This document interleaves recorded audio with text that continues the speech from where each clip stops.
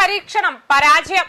സൗദിക്കെതിരായ Houthi ആക്രമണത്തിൽ മൗനം പാലിച്ച് പാകിസ്ഥാനും തുർക്കിയും. ഇറാൻ പിന്തുണയുള്ള യമനിൽ നിന്നുള്ള ഹൂതി വിമതർ ജസാനിലെ അരാംകോ റിഫൈനറി ആക്രമിച്ചതിനു ശേഷം പാകിസ്ഥാൻ, തുർക്കി, സൗദി അറേബ്യ എന്നിവയ്ക്കിടയിൽ പുതുതായി പ്രഖ്യാപിച്ച മക്ക സംയുക്ത പ്രതിരോധ കരാർ ആദ്യത്തെ പ്രധാന പരീക്ഷണം തന്നെ പരാജയത്തിലായിരിക്കുകയാണ്.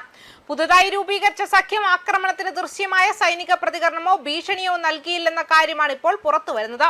ഞായറാഴ്ച രാവിലെയാണ് ജസാനിലെ അരാംകോ റിഫൈനറിയിൽ തീപിടുത്തം ആരംഭിച്ചത്. സാദാ ഹജ്ജ ഗവർണറേറ്റുകളിൽ സൗദി ഡ്രോൺ ആക്രമണങ്ങൾ നടത്തിയതിന് പ്രതികാരമായാണ് സംഘം ഡ്രോൺ ഉപയോഗിച്ച് സൗകര്യം ലക്ഷ്യമിട്ടതെന്ന് ഹൂതി സൈനിക വക്താവ് യഹ്യ സാരി പറഞ്ഞത്.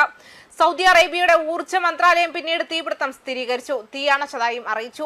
സൗദി കിരീടാവകാശി മുഹമ്മദ് ബിൻ സൽമാൻ, തുർക്കി president Recep Tayyip Erdogan, Pakistan പ്രധാനമന്ത്രി ഷഹബാസ് ഷെരീഫ് എന്നിവർ മക്കയിൽ കൂടിക്കാഴ്ച നടത്തി വെള്ളിയാഴ്ച കരാറിൽ ഒപ്പുവെച്ചതിന് 48 മണിക്കൂറിന് ശേഷമാണ് ഈ സംഭവം നടന്നത്.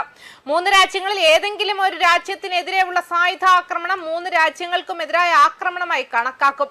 എന്നിരുന്നാലും ജിസാനിലെ ഹൂതി ആക്രമണത്തിന് ശേഷം തുർക്കിയും പാകിസ്ഥാനും ഒരു പ്രതികരണവും പ്രഖ്യാപിച്ചിട്ടില്ല. ഇതൊരു യഥാർത്ഥ പ്രതിസന്ധിയിൽ കൂട്ടായ പ്രതിരോധ ക്രമീകരണം എങ്ങനെ പ്രവർത്തിക്കുമെന്ന ചോദ്യങ്ങളെ ഉയർത്തുന്നു.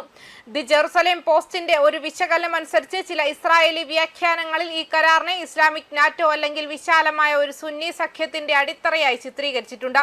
ചില വിവരണങ്ങൾ സൗദി അറേബ്യയ്ക്ക് പാകിസ്ഥാൻ, ആണവക്കുട എന്നിവയെ പോലും സൂചിപ്പിക്കുന്നു.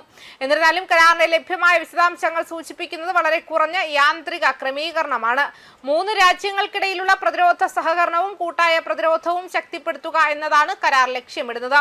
ഉച്ചകോടി പ്രസ്താവന പ്രകാരം ഒപ്പുവെച്ച മൂന്ന് രാജ്യങ്ങളിലെ ഏതെങ്കിലും ഒരാൾക്കെതിരെയുള്ള സായുധ ആക്രമണം മൂന്ന് രാജ്യങ്ങൾക്കുമെതിരായ ആക്രമണമായി കണക്കാക്കും.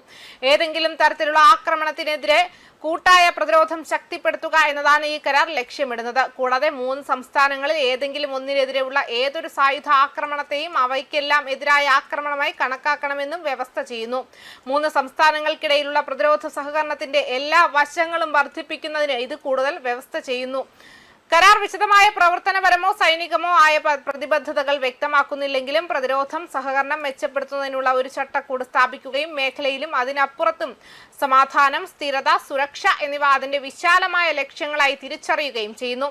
തുർക്കി വിദേശകാര്യമന്ത്രി ഹഗാൻ ഫിദാൻ അനലോഡു ഏജൻസിയോട് സംസാരിക്കവേ കരാറിന്റെ ചില വ്യക്തമായ വിശദാംശങ്ങൾ നൽകി. കൂട്ടായ പ്രതിരോധ വ്യവസ്ഥ നാറ്റോയുടെ ആർട്ടിക്കിൾ 5 സാങ്കേതികമായി താരതമ്യപ്പെടുത്താവുന്നതാണെന്നും സൗദി അറേബ്യ ആസ്ഥാനമായ ഒരു മന്ത്രിതല സമിതിയും സ്ഥിരം സെക്രട്ടേറിയറ്റും ഈ ക്രമീകരണത്തിൽ ഉൾപ്പെടുമെന്നും അദ്ദേഹം പറഞ്ഞു. എന്നിരുന്നാലും ഒരു ആക്രമണം ഒരു യാന്ത്രിക സൈനിക പ്രതികരണത്തിന് കാരണമാകില്ലെന്ന് ഫിദാൻ വ്യക്തമാക്കി. ഒരംഗം ആക്രമിക്കപ്പെട്ടാൽ മറ്റംഗങ്ങൾ ആദ്യം കൂടിയാലോചിച്ച് സഹായത്തിന്റെ സ്വഭാവവും വ്യാപ്തിയും നിർണ്ണയിക്കുമെന്ന് അദ്ദേഹം പറഞ്ഞു.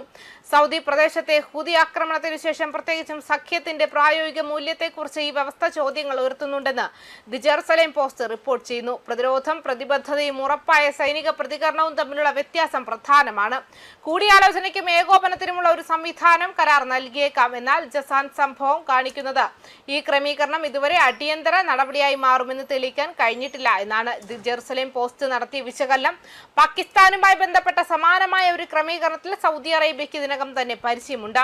ദോഹയിലെ ഹമാസ് വ്യക്തികളെ ലക്ഷ്യമിട്ട് ഇസ്രായേൽ നടത്തിയ ആക്രമണത്തിന് തൊട്ടുപിന്നാലെ 2025 സെപ്റ്റംബറിൽ റിയാദും ഇസ്ലാമാബാദും ഒരു പ്രതിരോധ കരാറിൽ ഒപ്പുവെച്ചിരുന്നു. ഏറ്റവും പുതിയ മക്ക കരാർ വിദേശ സൈനിക ഉപകരണങ്ങളും ഉദ്യോഗസ്ഥരും സൗദി അറേബ്യയിൽ വിന്യസിക്കാൻ കഴിയുന്ന ഒരു മാതൃക ഔപചാരികമാക്കുന്നതായി തോന്നുന്നു. റിയാദ് ഈ ക്രമീകരണത്തിന് ധനസഹായം നൽകുന്നു. എന്നാൽ പങ്കാളികൾക്ക് ഉടനടി യുദ്ധത്തിലേർപ്പെടാനുള്ള ബാധ്യത സൃഷ്ടിക്കേണ്ടതില്ലെന്ന് ജെറുസലേം പോസ്റ്റ് വിശകലനം ചെയ്യുന്നു. പുതിയ ഉടമ്പടിയുടെ രാഷ്ട്രീയവും സൈനികവുമായ വിശ്വാസ്യതയുടെ ഒരു പ്രാരംഭ പരീക്ഷണമാണ് ജസാൻ സംഭവം നൽകിയത്. മൊത്തത്തിലുള്ള കരാറിലെ ചില ബലഹീനതകൾ കാണിക്കുന്ന സഖ്യ അംഗങ്ങളിൽ നിന്നും ദൃശ്യമായ സൈനിക പ്രതികരണമൊന്നും ഉണ്ടായിരുന്നില്ല. ന്യൂസ് ഡെസ്ക് കർമ്മ ന്യൂസ്.